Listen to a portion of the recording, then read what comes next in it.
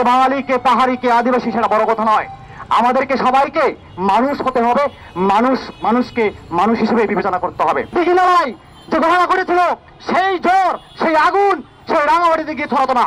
সুতরাং এটা আমরা মনে করি এটা পরিকল্পিত হত্যাকাণ্ড, এবং এই হত্যাকাণ্ডের দায় রাষ্ট্র কখনো অস্বীকার করতে পারবেন না।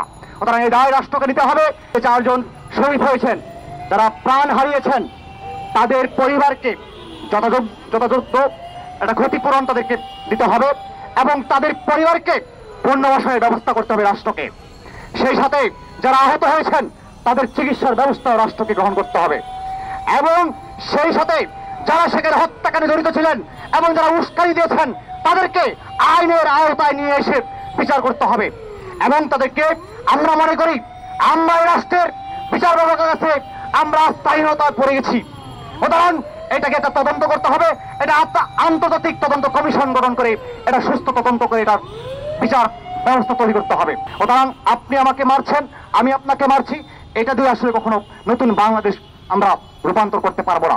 সে জায়গায় মনে করি সবার ঐক্যবদ্ধ হয়ে আমরা এই বাংলাদেশকে কিভাবে পাহাড়ি, আদিবাসী, বাঙালি মিলে আমরা, এটা আমাদের রাষ্ট্র, এটার মাটি আমাদের, এটা ধারণ করে যাতে আমরা নতুন বাংলাদেশ নির্মাণ করতে পারি।